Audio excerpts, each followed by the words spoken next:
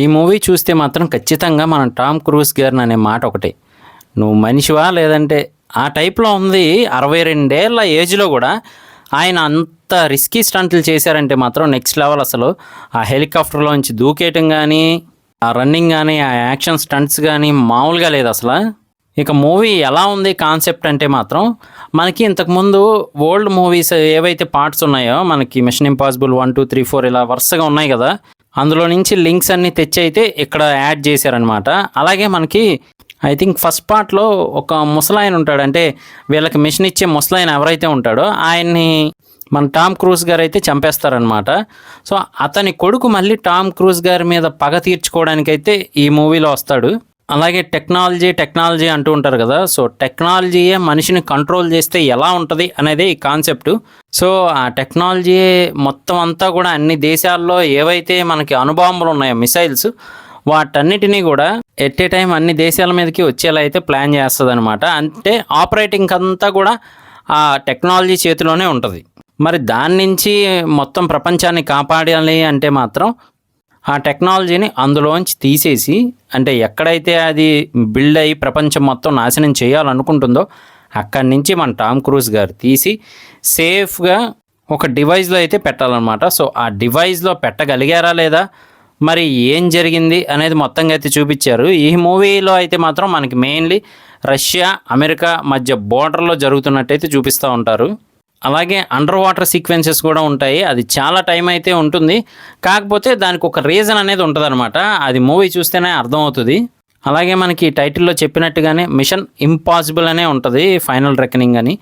So machine impossible అంటేనే అసలు అవ్వని దాన్ని మన టామ్ క్రూజ్ గారు ఎలా చేశారనేదే హైలైట్ అనమాట ప్రతి మూవీలో కూడా.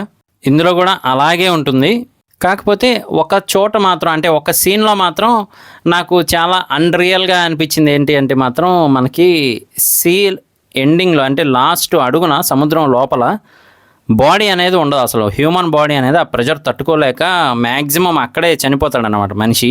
ఎలా అంటే ఇంకా వాటర్ ప్రెషర్కి బాడీ అంతా కూడా కంప్రెస్ అయిపోయి పార్ట్స్ అన్నీ పనిచేయవి, ఇంకా అక్కడే చనిపోతారు. కానీ ఇందులో మాత్రం టామ్ క్రూజ్ గారు మాత్రం అసలు ఒంటి మీద వితౌట్ షర్ట్ ప్యాంటు, అలాగే అండర్ వాటర్ నుంచి అలా పైకి వచ్చేస్తారనమాట. కానీ మన దాంతో పోల్చుకుంటే మాత్రం పర్లేదనిపించింది. అంటే చేయగలిగే ఎంతోమంది డూప్స్ని గ్రాఫిక్స్ని వాడుతున్నప్పుడు ఆయన 62 ఇయర్స్లో కూడా అలా చేస్తూ ఉన్నారు యాక్షన్ అంటే మాత్రం నిజంగా హ్యాట్స్ ఆఫ్ అని చెప్పచ్చు. అంటే ఇంతకుముందు ఏజ్లో ఉన్నప్పటి నుంచి చూస్తూ ఉన్నాను నేను మిషన్ ఇంపాసిబుల్ సిరీస్. అందులో అంటే అప్పుడు ఆయన మంచి ఏజ్లో ఉన్నారు, చేశారంటే ఒక అర్థం. కానీ ఇందులో మాత్రం నెక్స్ట్ లెవెల్ ఉంది యాక్షను. కొన్ని సీన్స్లో అయితే నాకు సూపర్ స్టార్ రజనీకాంత్ గారు కూడా గుర్తొచ్చారనమాట. అంటే స్టంట్స్ పరంగా కాదు, ఆ స్వాగు, ఆ వాకు కొన్ని చోట్లయితే మనకి చాలా స్టైలిష్గా అనిపిస్తూ ఉంటుంది అనమాట ఈ ఏజ్లో కూడా. అలాగే ఆ బ్యాక్గ్రౌండ్ మ్యూజిక్ కూడా ఈ మూవీలో చాలా బాగుంటుంది. కాకపోతే ఇందులో ఒకటి ఏంటి అంటే తన ఫ్రెండ్ ఉంటాడు కదా లోథర్ అని చెప్పి, సో ఆయన్ని మాత్రం మనం చూసి బాధపడుతూ ఉంటాము. అలాగే రెగ్యులర్గా మిషన్ ఇంపాసిబుల్ సిరీస్ ఫాలో అవుతూ ఉంటే కనుక ఈ యాక్టర్ ఇందులో ఉన్నాడు కదా అని అయితే మనం గుర్తుపడుతూ ఉంటాం అనమాట. సో ఫస్ట్ మూవీ టైం నుంచి ఉన్న వాళ్ళలో చాలామందిని అయితే మళ్ళీ రీబ్యాక్ చేశారు ఈ మూవీలో. అలాగే మంచి మోటివేషన్ కూడా ఇచ్చారు. అంటే కొంతమంది అనుకుంటూ ఉంటారు కదా, దరిద్రుడిని ఇలాగే ఉంటుంది లైఫ్ అంతా అని చెప్పి. అలాగే చాలామంది అంటూ ఉంటారు కదా, నువ్వు దరిద్రుడు నీ వల్ల ఏమీ అవ్వదు, నీ జాతకమే అంతా, ఏదనుకున్నా అలాగే అవుతూ ఉంటుందని. అది రాంగ్ అని అయితే ఈ మూవీలో మాత్రం చాలా బాగా చూపించారని చెప్పచ్చు. ఆ లూథర్ గారి వాయిస్ ఓవర్లో అయితే మాత్రం లాస్ట్లో అవ్వదు అనుకున్నది నమ్మకంతో చేస్తే ఖచ్చితంగా అవుతుంది, ఎందుకు అవ్వదు అని చెప్పి అయితే ఆయన చెప్తూ ఉంటారనమాట. అలాగే ఇక టామ్ క్రూజ్ గారు కూడా ఇంతకుముందు మూవీస్తో పోలిస్తే మాత్రం ఆయనకంటే మిగతాదంతా కూడా ఎక్కువ జరుగుతూ ఉంది. అంటే ఆయన్ని చూపించారు కానీ కొన్ని సీన్స్ అయితే మాత్రం ఇంకా నెక్స్ట్ ఏంటి అనే ఎక్సైట్మెంట్ మనకి వస్తూ ఉంటుంది. కాకపోతే మాత్రం ఎవరైతే రెగ్యులర్గా ఫాలో అవ్వరో, అలాగే కొత్తగా వచ్చి చూద్దాం అనుకున్నా కానీ వాళ్ళకి కొంచెం స్లోగా వెళ్తున్నట్టయితే అనిపిస్తూ ఉంటుంది అనమాట మూవీ. కానీ మంచి ఎక్స్పీరియన్స్ అయితే ఉంటుంది మూవీ చూసిన తర్వాత. అలాగే ఆ టెక్నాలజీ ఏదైతే ఉందో దానిలోకి మనుషులంతా కూడా ఇమిడిపోతారు. అంటే దాన్ని ఇంకా బతకనివ్వాలి, దాని ద్వారా కొత్త ప్రపంచం పుట్టిద్ది అనే టైప్లో అయితే కొంతమంది తయారై మాట్లాడుతూ ఉంటారు దానికి కన్వీనియంట్గా. అలాగే మన టామ్ క్రూజ్ గారి మీద కూడా అటాక్ జరుగుతూ ఉంటుంది అనమాట. ఎలాగైనా టెక్నాలజీని ఆపేస్తాడు, ముందు ఇతన్ని చంపేయాలి అని చెప్పి. సో అలా అయితే ఉంటుంది, ఇది స్పాయిలర్ కాదు, అందుకనే చెప్తూ ఉన్నాను అనమాట. సో నాకైతే మాత్రం నిజంగా యాక్షన్ సీక్వెన్సెస్ అయితే చాలా బాగా నచ్చాయి. బ్యాక్గ్రౌండ్ మ్యూజిక్ కానీ అదంతా కూడా ఒక సీన్లో అయితే మనకి ఇంకా అయిపోయింది, ఇకేమీ లేదు అనుకునే టైంలో టామ్ క్రూజ్ గారిని మళ్ళీ ఒకరు వచ్చి సేవ్ చేస్తారనమాట. ఆ సీన్ కూడా బాగుంది.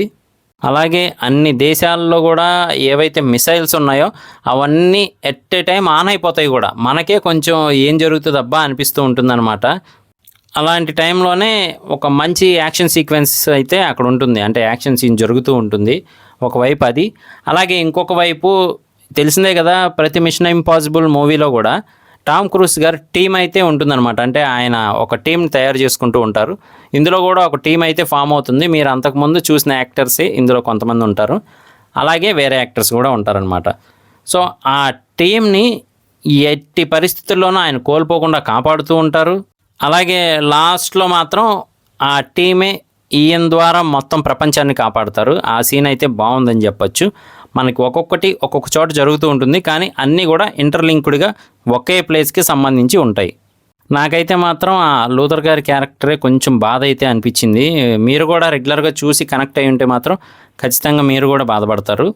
అలాగే మరి నెక్స్ట్ మిషన్ ఇంపాసిబుల్ అనే మూవీ ఉండకపోవచ్చు అని అనుకుంటున్నాను. ఎందుకు అంటే మాత్రం ఆయనకి ఏజ్ అయిపోయింది ఒకవైపు, ఇంకోవైపు మనకి హింట్గానే అదేం వదలలేదు. అన్నీ కూడా అంటే మిగతా ఇంతకుముందు వచ్చిన మిషన్ ఇంపాసిబుల్ సిరీస్ మూవీస్ అన్నిట్లో లింక్స్ కూడా తెచ్చి ఇందులోనే ఎండ్ చేశారు మొత్తానికి. సో నెక్స్ట్ మూవీ వచ్చే ఛాన్స్ ఉండదేమో అనుకుంటున్నాను, కానీ లేదు అంటే నాకే కొంచెం బాధగా ఉంది. ఎందుకంటే ఆ యాక్షన్ స్టంట్స్ కానీ అవన్నీ కానీ ఖచ్చితంగా వెళ్ళి చూస్తూ ఉంటాం అన్నమాట.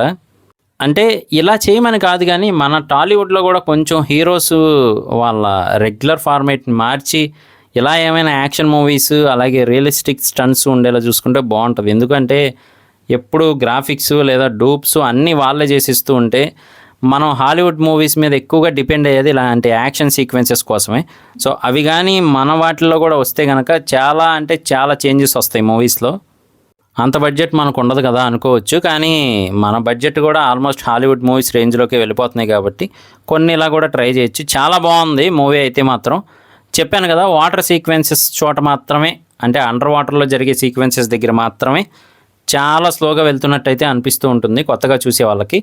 కానీ అసలు ఆ కాన్సెప్ట్ ఏంటి అని అర్థం చేసుకొని చూస్తే మాత్రం చాలా బాగుంటుంది మూవీ అయితే మాత్రం అక్కడ కూడా. సో ఇది ఓవరాల్గా అయితే మాత్రం మొత్తానికైతే అన్ని పాయింట్స్ కవర్ చేశానని అనుకుంటున్నాను. మూవీ అయితే ఓవరాల్గా నచ్చింది నాకైతే మాత్రం. అలాగే ఆ బ్యాక్గ్రౌండ్ మ్యూజిక్ తెలిసిందే కదా, మనకి మిషన్ ఇంపాసిబుల్ అనేది స్టార్ట్ అవ్వడానికి ముందు కొంచెం సీన్స్ అయితే చూపిస్తారు, కొన్ని సీన్స్ కొంచెం మ్యాటర్ చెప్తారు, అది మిస్ అవ్వకండి. దాంట్లోనే అసలైంది ఉంటుంది. ఎగ్జాక్ట్ టైంకి అయితే పడిపోయింది అనమాట షో. సో నేనైతే మిస్ అవ్వలేదు, కరెక్ట్ టైంకి వెళ్ళాను. సో మీరైతే మాత్రం స్టార్టింగ్ మిస్ అవ్వకండి, చాలా బాగుంటుంది మూవీ అయితే మాత్రం. ఇది నా రివ్యూ మాత్రమే. మూవీ చూసాక మీకు ఏమనిపించింది అనేది కింద కామెంట్ చేయడం మర్చిపోకండి. నేను మీ ప్రసాద్, మళ్ళీ నెక్స్ట్ వీడియోలో కలుస్తాను. Love you all.